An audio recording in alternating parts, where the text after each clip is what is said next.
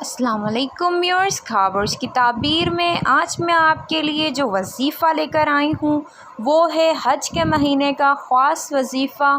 حج کے مہینے میں یہ وظیفہ کر لیں، انشاءاللہ اتنی دولت آئے گی کہ لوگ آپ کو دیکھ کے حیران رہ جائیں گے۔ بس اس وظیفے کو ایک بار کر لیں، انشاءاللہ آپ کے مالی حالات بہتر ہو جائیں گے، انشاءاللہ اللہ کی رضا سے، اللہ کی مرضی سے انشاءاللہ۔ اگر اللہ نے چاہا اس وظیفے کی بدولت آپ کو اللہ تعالیٰ اتنی دولت عطا کریں گے کہ آپ کے تمام دکھ، تمام تکلیفیں دور ہو جائیں گی انشاءاللہ۔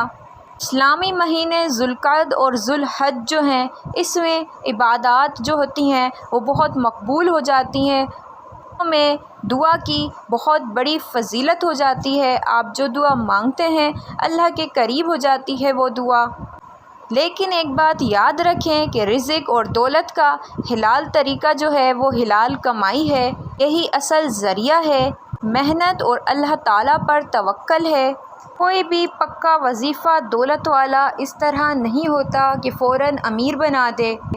البتہ آپ رزق میں برکت کے لیے مصنوعی اذکار پڑھ سکتے ہیں اور دعا ضرور کر سکتے ہیں اللہ تعالیٰ سے۔ بے شک اللہ تعالیٰ رازق ہے اور رزق دینے والا ہے۔ آپ کو چند بابرکت وظائف بتاؤں گی اور آسان بتاؤں گی۔ استغفار کا وظیفہ سب سے پہلے بتاؤں گی، جو کہ رزق میں کشادگی کے لیے پڑھا جاتا ہے۔ روزانہ کم از کم 100 بار لازمی پڑھیں، اس کو اپنی روٹین کا حصہ بنا لیں کہ 100 بار استغفار آپ کو روزانہ لازمی پڑھنا ہے، پورا استغفار پڑھنا ہے۔ استغفر اللہ ربی من کل ذنب واتوب الیہ۔ آپ استغفر اللہ واتوب الیہ بھی پڑھ سکتے ہیں۔ اگر آپ کے پاس وقت کم ہے تو پھر آپ استغفار بھی پڑھ سکتے ہیں۔ یہ صرف وظیفہ نہیں بلکہ قرآن پاک میں بھی موجود ہے کہ استغفار سے رزق میں اضافہ ہوتا ہے۔ اس کے علاوہ دوسرا وظیفہ سورہ واقعہ کا پڑھنا ہے۔